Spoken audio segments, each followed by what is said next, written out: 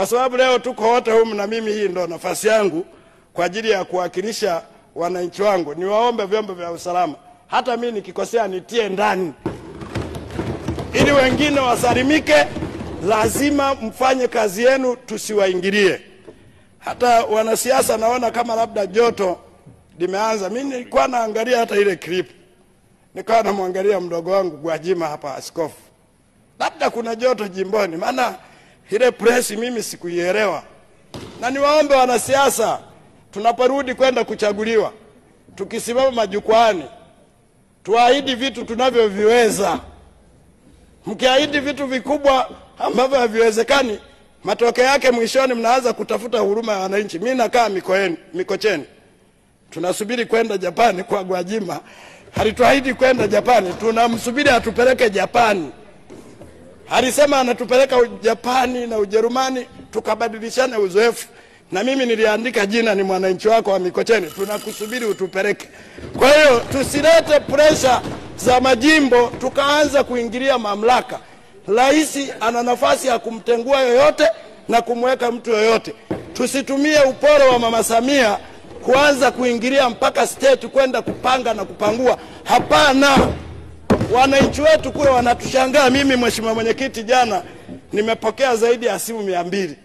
Wanasema kesho mambo ya ndani. Hatutaki kusikiliza chochote, hata kituo cha polisi usiombe. Hata gari usiombe. Watie moyo polisi, watie moyo vyombo vya ulinzi na usalama. Tunataka kuishi kwa amani. Hivi niwaulize, tukianza kuwadogosha askari wetu. Tumefanya kazi kubwa. Tumejenga bwawa la Mwalimu Nyerere. Tumejenga daraja la Busisi. Tumejenga mwendo kasi. Kama hamna amani, asi yote yataharibika. Tuna haja gani? Nchi yetu tunaitengeneza, kuna watu wanakesha hawalali kwa ajili yetu. Sisi tunapiga tai, tunabadilisha simu, kuna watu wanashinda na mabunduki huko kufikiria sisi tunaamkaje. Wakati sisi tunasinzia na wake zetu, watu wengine wanakesha kuona humu ndani watu walale waamke kesho waende kazini. Niwaombe sana wabunge wenzangu wa bunge hili, tuatie moyo vyombo vyetu vya ulinzi na usalama. Najua tunapitia vitu vingi. Hata mimi mwenyewe mbunge Msukuma sipendi mtu apotee. Lakini siwezi kutoa hukumu nani amewapoteza. Vyombo vyetu kwa weledi mlio nao, fanyeni kazi. Halafu toeni taarifa.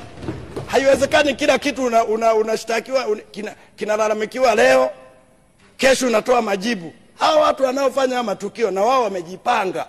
Sasa kwa sababu vyombo vyetu tunaviamini, kama mlifanya vizuri Rufiji, mkafanya vizuri Msumbiji, hili nalo litapita.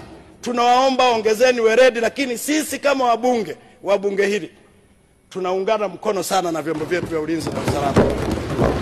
Rafiki yangu Camillus Wambura IGP, wala usirudi nyuma. Pengine watu wanakupima kwa kaumbo kako, lakini sisi na Mheshimiwa Rais tunaamini kwamba tuko mikono salama.